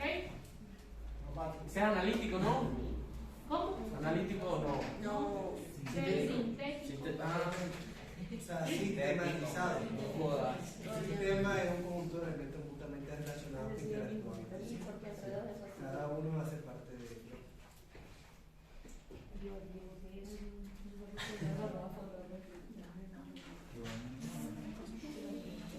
Ok, siguiente.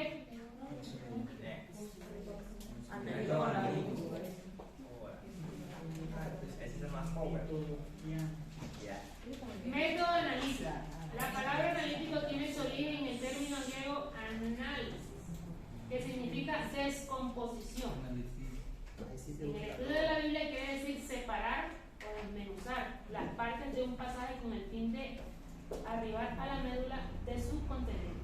Este de cierto modo es parecido al sintético, pero como dice por ahí suena parecido, pero no es igual. Porque este aquí sí toma todos los elementos. Es como coger un versículo y descomponerlo pedacito por pedacito para ir más a la profundidad. Es lo que hace la Biblia. La Biblia te da unas direcciones abajo, después que des versículos para que tú te relaciones con él y te vayas para allá. Exacto.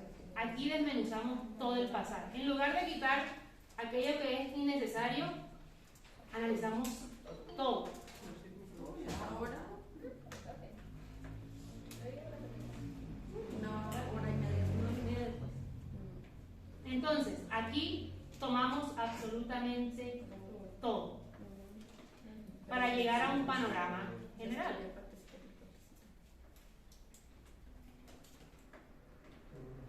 Entonces, pasos principales en el proceso analítico.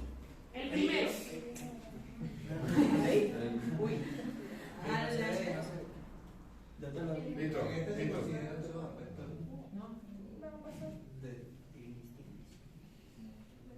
Ahora sí, listo. Vamos a ver qué dice aquí. El examen estructural, la organización del texto bíblico. ¿A qué hace referencia esto? El primer paso consiste entonces en colocar en orden lógico las declaraciones del autor, de tal manera que a simple vista podamos tener todo el desarrollo de su pensamiento en forma bien organizada. Vamos a desbaratar todo el pasaje. Si estamos estudiando 5 versículos, lo tenemos que desarrollar. Ustedes saben que dentro de los textos se escribe una oración, puntico, otra oración, puntico, otra oración, puntico. Eso nos da una estructura, ¿cierto? Todo lo vamos a ir desmenuzando. Como hay una forma de estudio bíblico también en el que consiste en que subrayas, por ejemplo, las palabras que más se repiten, ese viene siendo el tema central, se busca el autor, se dirige y se organiza todo por partecitas y después uno crea el mensaje uniendo todo. En este caso, usamos absolutamente todo y lo que hacemos es, cuando se habla de reorganizar, no es como que voy a coger cada frasecita y la voy a acomodar como yo quiera, ¿no? Porque entonces allí, ¿qué estaríamos haciendo? Entonces, es simplemente ver el orden que tenga sentido para lo que el autor quiere decir. Como un rompecabezas se puede decir. Como describiendo el rompecabezas y armándolo mejor. Exactamente. O sea, si nos dieron una pieza grande, la yo cojo, la enmigajo y la vuelvo a armar. Como el Padre Nuestro. No sé por qué. Como la oración de son Padre diferentes. Sí, la primera parte es Padre nuestro, hasta alabando a Dios. Claro, sí. Que estás en el cielo, está reconociendo que Sí. Está hablando de la composición que se hace en casa. Sí. Sí, pero, amigo, por favor, sí, ya, o sea, él está haciendo referencia a cómo nosotros, la estructura del Padre Nuestro. Dice Padre Nuestro que está en los cielos, santificado sea tu nombre. Ahí va la primero que es alabanza, después dice hablar del perdón, etc. Eso es lo que le falta. Okay. El siguiente, segundo, es el bosquejo del contenido, presentación sistemática de los pensamientos del escritor. Entonces, esto de cierto modo es relativo, pero como ya se hizo un desglose de lo que es el texto, entonces ya podríamos tener una mejor comprensión de todo lo que, con lo que contamos para poder realizar el bosquejo. Obviamente todo tiene que apegarse al texto. Nada de ponernos a inventar, ni, ay no, yo pienso que el autor quiso decir esto, o yo creo, no. Vibración. No, porque estamos dañando el mensaje. Sí, claro. Estamos distorsionando. Yo no puedo estar enseñando lo que yo quiero enseñar. Yo tengo que enseñar lo que está en el... Una cosa es que tú hagas un comentario, pero si tú vas a hacer un comentario con respecto a un texto, hay que ser en pro de lo que dice allí. No ir en contra de lo que dice allí, porque entonces aquí estamos jugando. ¿Se apagó? Creo que se desconectó. Por último, las observaciones, búsqueda de enseñanzas pertinentes. La observación debería girar en torno a 7 preguntas fundamentales. Las respuestas a estas constituirán el verdadero punto del estudio analítico. Entonces, las preguntas son ¿qué? ¿Cuándo? ¿Dónde? ¿Cómo? ¿Por qué? ¿Quién? Y otra vez. Ahí sería para qué. Se parece mucho a las de ahorita, ¿cierto? No loca. ¿Qué me pareció? ¿Dónde? Ahí está. tiene dos. No, pero no son iguales. Serán parecidos, pero no es igual. Igual eso lo va a mandar. Ya, ¿se ha desconectado? No, entonces tú te habías salido. Son más personales. ¿Lo vas a mandar al grupo? A mí Sí. no lo vas a decir. Sí, ¿vas a mandar eso al grupo? No. No, no lo envío. No copien. No, ¿para qué? ¿Qué? Me voy a hacer el examen ahorita. Sí. Pero oral. De todas formas, ni siquiera tenemos el celular. No me pueden copiar. Con la palabra. ¿Listo? No. Y ahí viene el último, ¿no? Ya ese es el último. Sí. No, pues qué bueno. El más importante y es el que más vamos a desarrollar. O sea, hoy no, dentro del estudio. Hoy no, nada más la introducción. Solo falta ese. No hay nada, sí, nada más. Solo falta esa. Ajá. Método inductivo, léelo, amiga, por favor. Es aquella forma de razonamiento que en la verdad de las premisas apoya pero no garantiza la conclusión. Se caracteriza por ser un razonamiento ampliativo, es decir, que la conclusión obtenida no está contenida en las premisas. En las premisas. No entendí. ¿Qué? Es aquella forma. Lean otra vez, parece un trabalengua. Ay, no, deja que ya mucho razón. El apóstol Pablo habla igualito. Es aquella forma de razonamiento en que la verdad de las premisas apoya pero no garantiza la conclusión. La premisa es una idea. Se caracteriza por ser un razonamiento ampliativo, es decir, que la conclusión obtenida no está contenida en las premisas. O sea, esas son las prédicas de Pastor David. Valenta de decir algo. Que no está explícito en el texto la conclusión a la que uno llega, pero por medio pues, de lo que uno va leyendo, deduce. Es como decir la Trinidad de Dios. Como lo que decía ayer. Hay cosas que podemos deducir de la Biblia que no están consignadas, pero por el análisis del texto son obvias. Exactamente. Lo importante para este método de estudio, y es el que se usa normalmente, es porque nosotros tenemos que ir con una mente abierta a todo lo que el Señor quiera decirnos a través de la Biblia. No podemos venir con conclusiones hechas o venir predispuestos de cualquier cosa que hayamos leído antes, porque entonces ya va a haber una predisposición al momento de leer el texto y entonces no vamos a poder entender el mensaje real que se quiere entregar a través de él. Por esa razón es que este es uno de los mejores métodos en cuanto al estudio de la Biblia para el enriquecimiento personal. Porque si se dan cuenta, los otros es más como para comprender la historia, comprender el por qué sucedieron estas cosas, cómo se relaciona con nuestra historia en la vida real y todas esas cosas, pero más para el estudio interno de nosotros, para poder comprender directamente el mensaje que el Señor quiere entregarnos a nosotros. Este es el mejor método. Porque no venimos con ideas externas, sino que venimos abiertos totalmente a lo que el Señor quiera decirnos a través de cada uno de sus pasajes. Entonces, acuérdense, este método se basa en 3 principios de oración. Bueno, primero, la observación, descubrir lo existente. La observación enseña a ver exactamente lo que dice el pasaje. De ella parte la interpretación precisa y la aplicación correcta. La observación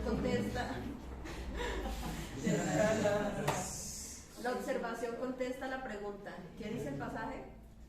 Tercero, la interpretación. Segundo, la interpretación determina su significado. Descubra lo que quiere decir. La interpretación contesta la pregunta: ¿qué quiere decir el pasaje? ¿Cómo lo entendieron los destinatarios originales? ¿Qué significó? Y ahora sí, tercero, la aplicación. Apropia los resultados. Descubra cómo ponerlo en práctica. La aplicación contesta la pregunta: ¿qué quiere decir para mí personalmente? ¿Qué verdades puedo poner en práctica? ¿Qué cambios debo hacer en mi vida? ¿Qué significa? Ok, entonces, este método nos habla acerca de, se desarrolla a través de 3 pasos. Primero, observamos, ¿cierto? Luego, de acuerdo a nuestra observación, sacamos conclusiones, ¿cierto? Y por último, ¿cómo puedo yo aplicar esas conclusiones a mi vida? Por eso es que es el más importante a la hora de desarrollar la Biblia. Porque si recordamos, la Biblia no solamente está para que nosotros adquiramos conocimiento, sino para que también lo apliquemos. Y es incluso el método que usaba el mismo Señor Jesucristo a la hora de enseñar. No solamente les decía, ustedes son como un campo y la palabra es la semilla que debe ser sembrada, y dependiendo del terreno, esa semilla nacerá o no. ¿Qué dijo después de eso? Bueno, esto significa la parábola del sembrador. Porque no es solamente decir, ustedes son como esto, pero ¿cómo yo aplico eso a mi vida? Esa es la idea de la Biblia. No solamente que escuchemos un mensaje, sino que podamos ser transformados por ese mensaje. Exactamente. Es el mejor método. Hay muchos más, los vamos a ir conociendo un poquito a poco. ¿Y lo del tablero? ¿Y lo del tablero? ¿Ya terminaron de copiar? Sí. No les dije. Pero ¿y ecuaciones? Sí, les leí. Sí, pero no. Pero ya lo leíste. Pues, o sea, sin conclusión, en la observación, conclusión y bueno, aplicarle la Bueno, la observación me dice que dice el pasaje. La interpretación me dice que descubrimos lo que quiere decir el mensaje. Y la aplicación, ponerlo en práctica. Obviamente, ponerlo en práctica. ¿Sabes cómo vamos? Ponerlo en práctica. Entonces, ya teniendo en cuenta estos métodos que hemos conocido el día de hoy, ahora sí vamos a usar lo que tuvimos aquí. Toma el teléfono, Andrea. Es tu micrófono. Buenas. Entonces, teniendo en cuenta los métodos que estudiamos hoy, ¿cómo se aplicaría y cómo normalmente ustedes desarrollan sus estudios? Ya todo cambia. Ya todo cambia. Sí. Pero o sea, sí, ya todo cambia porque ya tienen Primero observo. No, yo no estoy diciendo cómo lo van a hacer ahora, sino como ustedes me dieron este orden, entonces este orden, ¿a cuál de esos métodos se ajusta? Sí. Muy diferente método.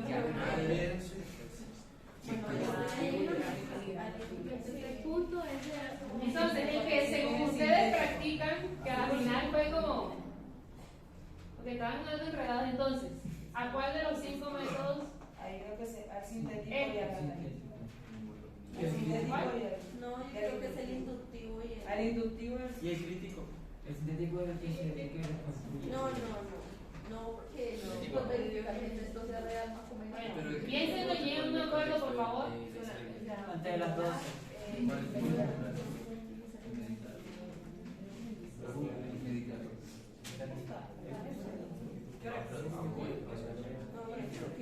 Muy analítico. Entonces, ¿a cuál? Analítico. No, inductivo y Inductivo, analítico. yo pienso que sale. Inductivo y analítico. Los dos. Y sí, los dos. ¿Los dos? Sí, Sí, inductivo y se va analítico. mucho más. No. ¿Seguro? Pero tu forma es más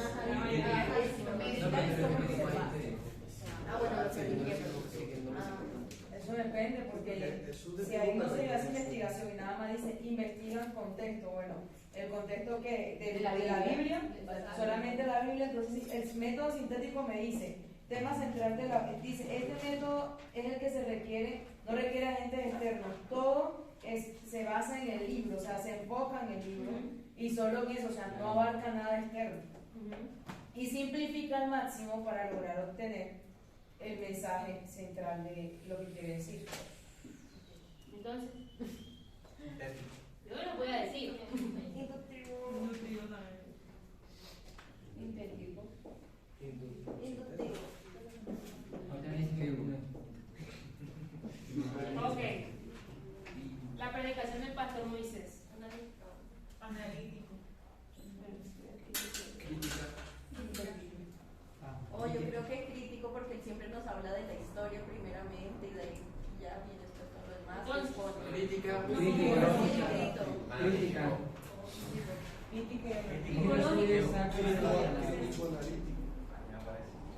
Tipológico. Tipológico. Es el estudio de todos los temas de la sintético también. Sintético. No, pues todo. Excepto el inductivo porque ya está en la página. Menos el último. La pastora Jackie. Analítico. Yo diría que es analítico. ¿Qué más? Es crítico porque dice que es metódico y la crítica tiene método, como la tesis y la antítesis. Sintético, sí. Sintético. Crítico, yo digo que es crítico. No. ¿Qué más? Analítico, sintético. Ya.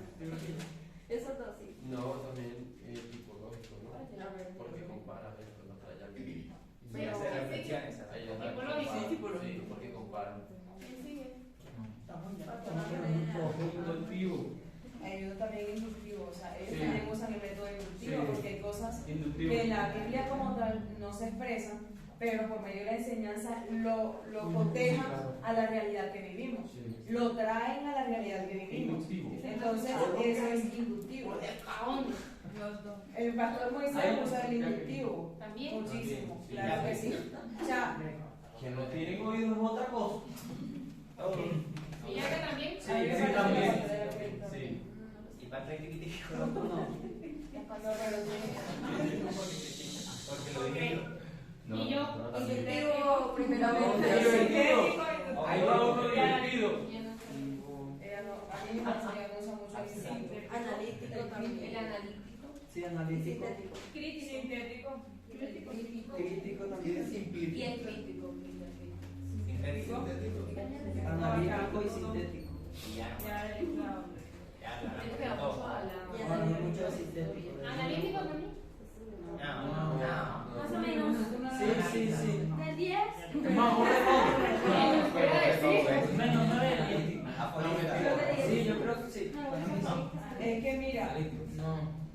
es que el sintético mira el panorama general, no se desentiende de él. Eso es lo que debemos entender, no se desentiende del panorama general, pero a la hora de hacer llegar a la realidad, él sintetiza para llegar a la profundidad o a eso que está en el texto. Entonces, eso es lo que más o menos hace Andrea cuando hace las predicaciones. Ella mira el panorama general, pero sintetiza, me va quitando para llegar al centro. Analítico. Ponga ahí analítico. Pero creo que tú también desbaratas el texto para ir más profundo. Sí, analítico. Analítico, sí. Ahora, esta gente no quiere obedecer. Tú estás hablando para hablar. No, todos también. Ok, entonces prácticamente ponemos en práctica todo. Pero hay uno que usamos más que otro. Vamos a marcar cuál usamos. Tú, el cada uno. No, el indicativo.